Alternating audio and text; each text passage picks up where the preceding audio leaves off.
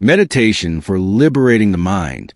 Excerpt from The Ancient Path, Narada Center, Seattle, USA, 1993.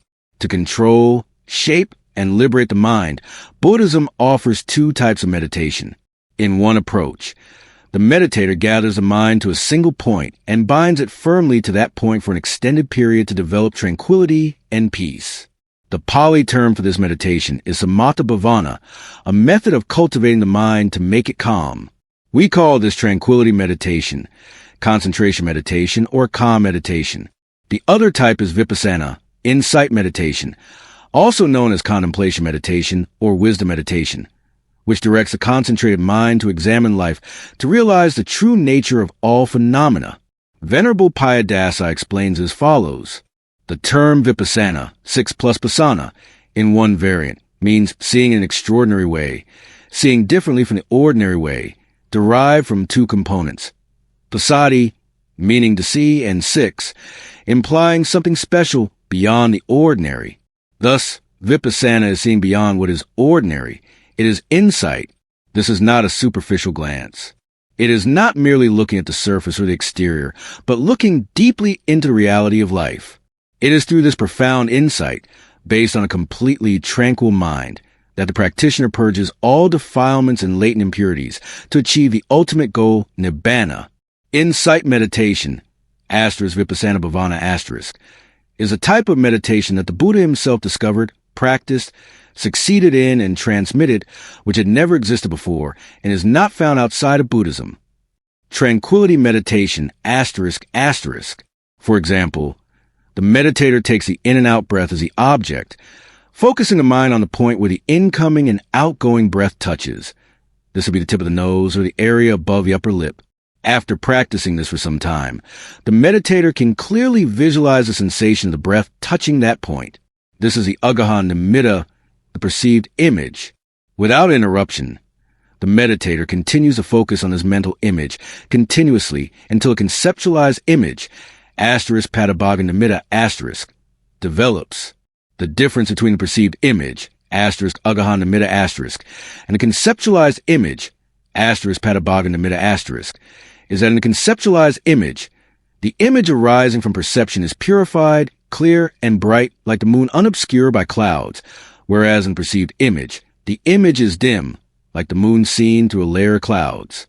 While continuously focusing on such an abstract concept, the 5 hindrances are temporarily overcome, and the meditator reaches a level called access concentration, upakara samadhi, Continuing to exert effort, at a certain point, the meditator may enter absorption concentration, appana samadhi, full concentration, and attain jhana, experiencing the tranquil and peaceful state of a concentrated mind. The two states of access concentration and absorption concentration differ only in the strength of the jhana factors. During access concentration, all 5 jhana factors are present, but their power is not yet firm, similar to a child learning to walk, stumbling after a few steps and falling down, then getting up to walk again and falling again. When absorption is attained, it is like a strong adult walking steadily and firmly.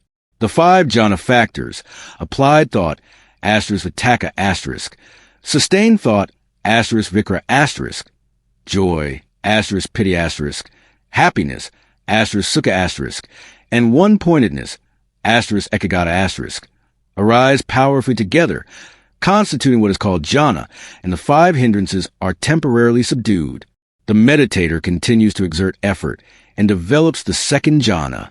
Here, the first 2 jhana factors, applied thought and sustained thought, are eliminated.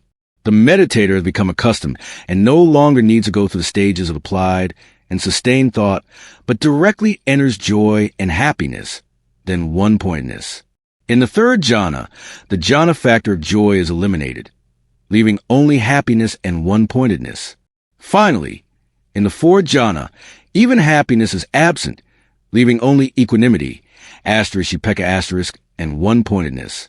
The jhana factor of equanimity is particularly important in terms of morality and psychology. This is not a neutral feeling, i.e., neither pleasant nor unpleasant sensation. The jhana factor of equanimity is a state of mental balance amidst the vicissitudes of life. developed through a strong will. Recognizing that the jhana factor of happiness is still coarse, the meditator eliminates it as well, just as the previous three jhana factors were eliminated, and cultivates and develops the jhana factor of equanimity, attaining the fourth jhana, the highest level of the form realm jhanas. Having accomplished all four levels of the form realm jhanas, the meditator diligently cultivates the formless jhanas. In the commentary on the Abhidhamma Saha, Venerable Narada writes, "The meditator who has developed the form realm jhanas, rupa jhana and now wishes to cultivate the formless jhanas begins by focusing on conceptualized image, padabhaga mentioned earlier. After concentrating in this way for some time, the meditator sees a small, faint spot of light, like a firefly, emanating from the object. The meditator wishes for this small light to gradually expand until it encompasses all space. At this point, the meditator sees nothing else but this light, pervading everywhere. This space filled with light is not real. It does not truly exist. It is not a reality, but merely a concept. Focusing on this object, the meditator recites Akasa Ananto, infinite space, until developing the first formless jhana, the realm of infinite space, ****. Taking the first formless jhana as the object, the meditator continues to focus on it and recites via Nanta, infinite consciousness, until the second formless jhana arises, the realm of infinite consciousness, ****. To develop the third formless jhana, the realm of nothingness, ****. The meditator takes a mind of the first formless jhana as the object and recites Nati Kinsi. There is nothing. The fourth formless jhana is developed by taking the third formless jhana as the object. The third formless jhana is so subtle that one cannot assert whether there is mind or not. After focusing on the third jhana for a while, the meditator develops the fourth jhana, the realm of neither perception nor non-perception, ****. The four form realm jhanas differ in their jhana factors. The four formless jhanas differ in their objects of concentration. The first and third formless jhanas involve two concepts, ****, the concept of the infinitude of space and the concept of nothingness. The second formless jhana takes the mind of the first jhana as its object. The fourth formless jhana takes the mind of the third jhana as its object. The meditator has reached the pinnacle of tranquility meditation. However, even at the supreme level of stillness, the meditator has not yet fully developed the light of wisdom to dispel the darkness of ignorance lying dormant in the stream of kama. Ignorance and craving are like two ferocious beasts. The meditator has only caged them, not destroyed them. If they escape, they will still cause great harm. Therefore, the meditator is not yet absolutely secure, not yet freed from the cycle of birth and death in the three realms, sensual realm, form realm, and formless realm, and not yet completely liberated. Before the enlightenment of Bodhisattva Gautama, there was only tranquility meditation, Samatha Vipassana. The two eminent teachers of that time, who were the Bodhisattva's masters, had attained the highest jhana then known, which no one else had reached. They had progressed to the ultimate level of tranquility meditation, the realm of neither perception nor non-perception. This is certainly a very high level of mental concentration, where the meditator temporarily and completely suppresses the five hindrances. The jhana factors of joy and happiness arise, leading to a state of absolute tranquility and peace. However, the Bodhisattva was not satisfied with these achievements. He had controlled and subdued the mind, temporarily mastering himself, but he realized that this was not enough. The wild beasts were still there. All defilements and latent tendencies must be eradicated to prevent future suffering. His ultimate goal was solely to realize the ultimate truth, to realize reality, to see things as they truly are, that is, to realize the three characteristics of conditioned phenomena: impermanence, ***, suffering, ***, and non-self, ***. It was through this intuitive wisdom that the Bodhisattva shattered the thick shell of ignorance that had enveloped him for countless lives, transcending to reality, fully and completely realizing the Four Noble Truths, which had never been heard before. Insight meditation, ***. The practice we have discussed so far is focusing the mind, concentrating on a single point, and knowing nothing beyond that point. There is another type of concentration called insight meditation, which does not limit the object of mindfulness by focusing only on an unchanging object, but directs the mind to the constantly changing states of mind and body, noting whatever phenomena occur. The meditator's task is to keep mindfulness attached to whatever is perceived, but to let go of everything, clinging to nothing. While practicing this observation, the meditator's concentration becomes increasingly firm until, at a certain moment, it becomes one-pointed, firmly fixed on each point of the ever-changing flow of phenomena. No matter how the object changes or moves, the meditator's one-pointed mind remains steadily focused on it. This firm yet flexible concentration is developed through the practice of the four foundations of mindfulness, *Satipana, mindfulness of the body, *Kainupassana, mindfulness of feelings, *Vedananupassana, mindfulness of the mind, *Sinupassana, and mindfulness of mental objects, *Dhammanapassana. This is the only way for beings to purify themselves, to overcome sorrow and lamentation, to extinguish pain and grief, to reach the right path, and to realize nibbana. Differences between tranquility meditation and insight meditation, ***. Tranquility meditation is a method aimed at suppressing the 5 hindrances and concentrating the mind on a fixed object. The mind, with joy and happiness, leads to the attainment of the form and formless jhanas. Insight meditation leads to a type of wisdom that clearly perceives the 3 characteristics of conditioned phenomena: impermanence, suffering, and non-self. In tranquility meditation, the meditator selects and uses one of the sense doors, such as the eye door or the mind door, while the others are not used. In insight meditation, the meditator does not necessarily choose a specific object, but uses all 6 sense doors along with their 6 objects.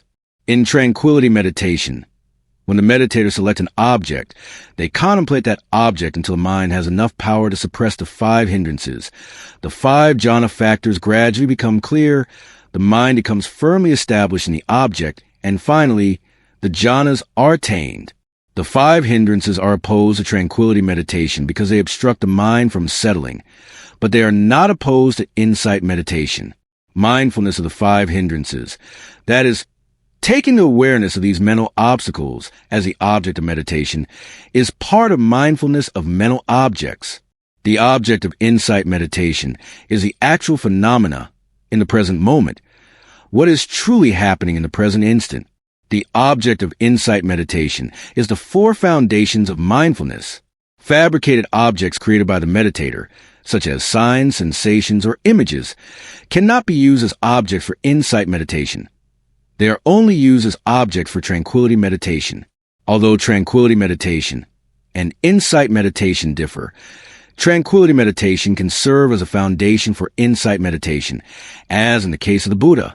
He advanced to the ultimate level of tranquility meditation, the realm of neither perception nor non-perception, then emerged from that state to contemplate his body and mind, using the jhana factors of joy, happiness, etc. as objects, and clearly saw impermanence, suffering, and non-self.